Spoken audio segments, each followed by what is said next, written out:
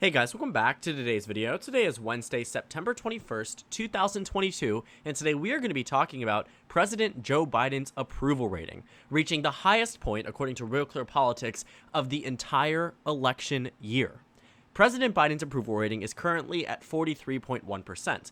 This comes as a recent rise in his approval nationwide over the past couple of weeks that have led him to a point where he has now reached the highest point throughout this entire year. Yes, from January 1st through time today, September 21st, 2022, we have seen that the approval rating for President Biden has hit a low for the presidency, but also now a high for the year itself.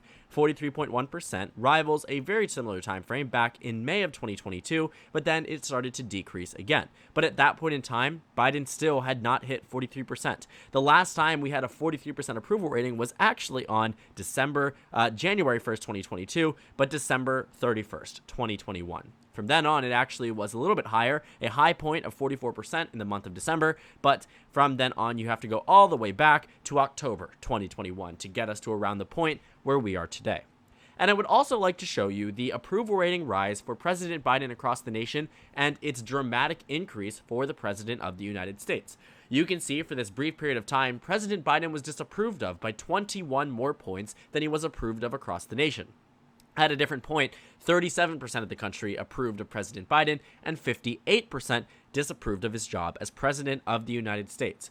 As the weeks went on, though, you saw a very dramatic increase in President Biden's approval rating. In the time frame between July 21st and then August 4th, you saw about a 4-point improvement for President Biden on the overall net, from -21 to -16, actually an improvement by about 5 points. But that improvement has now risen to over a 10-point net improvement for President Biden. We are now nearing the time frame at which a single-digit difference is between the approve and disapprove for President Biden. You can also find this to be true on the FiveThirtyEight numbers when it comes down to the average of the approval rating polls. 53.1 to 42.4. It's not the highest point for President Biden. There was a time where he was at 42.6 previously, but generally speaking, the highest point since we go all the way back to about January. And at that point in time, honestly, I'd stick with the Real Clear Politics one because it does show a little bit more movement when it comes down to the overall average.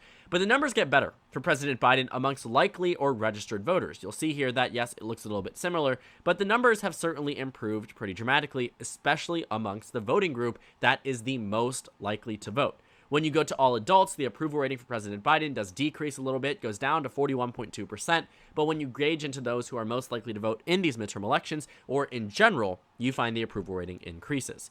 But altogether, this increase is something that has really been understated because of the fact that you've seen Democratic victories in Alaska and New York and narrowings up in Minnesota and Nebraska. People are ignoring the fact that President Biden has effectively recovered his approval rating to a point where realistically, Democrats could do well in these midterm elections. I also want you to take a look at the current state of the nation when it comes down to election data across the states of Georgia, Ohio, etc. In Georgia right now, Warnock leads by 0.1. In Ohio, J.D. Vance, the Republican, only leads by about 2 points. The state of Florida, Marco Rubio only leads by about 3 points. Arizona, Mark Kelly leads by 3 points. New Hampshire, Maggie Hassan leads by 6. Pennsylvania, John Fetterman leads by 4. And a lot of this has to do with the fact that the Democratic Party in general and President Biden are increasing in terms of overall approval.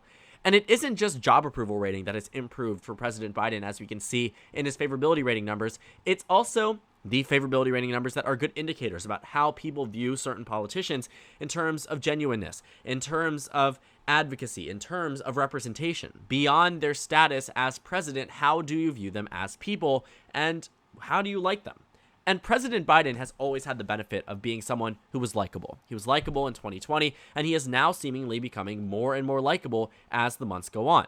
You can see in these favorability rating polls, he's down about 8.8%, but actually it was a lot worse previously. When you take a look at the favorability rating polls for President Biden in the times of August and July, in early August, -12, -13, -11, -15, -10, -13, -18, -10. It was a consistent and clear trend that President Biden was not someone that the American public liked. And in fact, for months on end, President Trump had a higher favorability rating and overall better net than President Biden. But now, that no longer holds to be true because at a different point, the approve and disapprove difference for President Trump was about 3.5%. And now, it's about 11.7%. So President Trump is now performing worse than President Biden. Generally speaking, that is how it's been. But recently, that is not how it has been, which means this is an improvement and a good thing for President Biden and the Democratic Party in general. On top of all of their expected victories in a bunch of these Senate races, if I was looking at this from the Democratic perspective, I'm recognizing that President Biden's improvement in the approval has also, not by coincidence, coincided with the approval and increase in vote share in swing states and across the nation, and it's something the Democrats should be happy about. Because if this upward trend continues, if it gets better for President Biden by 2022 Election Day, Democrats could realistically hold control of the House of Representatives. And I say that because in 2012, the Democrats won the popular vote in the House of Representatives. It was a gerrymandered map, so Republicans ultimately ended up with a pretty substantial majority, but they won the popular vote despite President Obama being disapproved of on Election Day. I can actually show you this data if you want to see it yourself. On Election Day, President Obama was disapproved of by about 5 points. You go back to November 2012, and you see that on Election Day, President Biden had an approval rating. Actually, no, it was not disapproved. It was approved plus 2.5%. I think there's some favorability rating polls that we can pull up. But generally speaking, actually, I think it was 2010, you saw that President Biden was disapproved of. President Obama, I don't know why I keep saying that. President Obama was disapproved of by about 5 points. But the point is that an approval rating isn't necessary, truly speaking, to a victory for a party. And when you look at some of these numbers, you're questioning, okay, how is Oz losing in Pennsylvania when Biden is down, 8.8% nationwide or 10 points nationwide? The answer is the fact that voters aren't taking Biden into account as much as they took Trump into account, as much as they took Obama into account, because there's issues on the ballot that have nothing to do with the president of the United States. The economy surely does, but on the issue of abortion, on other issues too, there seems to be a question of election integrity and abortion on the ballot that voters are voting on where they never did previously, to the extent that they are now at least, that does not have anything to do with President Biden. But his approval rating increasing only can help. Because if more people are happy with where President Biden is today, it's good news. It's good news on the front that it means that the Democratic Party will get a positive boost in terms of approval, perception, etc., because President Biden is improving. There's no chance here that the approval rating overcomes the disapprove by Election Day, at least from what I have seen. I think that the trajectory and the trend right now means it will get closer or maybe just plateau. Both cases would be good for Democrats. Obviously, one is better in the case of the improvement for President Biden. But on the general front, the Democratic Party should be happy with where they stand with President Biden. And it cannot be understated that the fact that President Biden is now at the highest point in all of 2022, 49 days until the election. This could have come at a better time for the GOP in June, July, immediately following the Dobbs decision, but it isn't. Because President Biden has made moves, such as canceling student loan debt, that has improved his approval rating amongst more Democratic voters, younger voters, etc., and has given the Republican Party less of a mandate in order to go into this November. I also don't think it's a coincidence whatsoever that student loan cancellation came right around the time of a midterm election. If President Biden was to follow through with what he said on the Democratic primary campaign trail, he would have done it day one. But I think he waited. Maybe for political purpose, maybe not. My thinking here is that he did do it for political purpose because that's just generally speaking what politicians tend to do. Is it disingenuous? That's not my call to make. And I don't think necessarily President Biden doing anything such as that, move to cancel student loan debt should be taken as disingenuous. I think generally speaking, politicians can make a right move, and I agree with the decision to cancel student loan debt. That's a policy movement that, I have been very much vocal that I supported that decision. But I also think, they are constantly thinking about the political game, because you don't get to become president by not considering how moves right before an election impact said election. So as of right now, I think what the Democratic Party should see and realize is that if this continues, the midterms are a lock. They are a lock in the sense that they keep control of the Senate, the House gets called into question, and the Republican wave is no more. But that's not how American politics works. You can't bet on things so easily. It's not easy to see how President Biden remains this level of approval because it means he needs to continue building an upward base. Right now, according to FiveThirtyEight, it looks like he's plateauing. But he's at least plateauing in a better position than he has been in months on end. He's in a better position when it comes down to the approval rating. So I'd say on that front, I think that's good. I think that's a good sign for the Democratic Party. Looking also at our forecast, there has been a complete and steady increase for Democrats as the weeks have gone on. You can see that as you go through the tracker from June through September on the Senate elections, on the House elections. Even in the Senate elections, Republicans at one point led in terms of the overall percentage chance of victory with 60% at different points and are now down to just 30%, effectively cutting their chances at the Senate in half. Democrats have an average party seat share of 51 to 49. 51 to 49. The 538 forecast has overestimated Democrats in the past, but in some cases overestimated Republicans, as seen in their House forecast. So it's hard to gauge what the truth is going to actually be.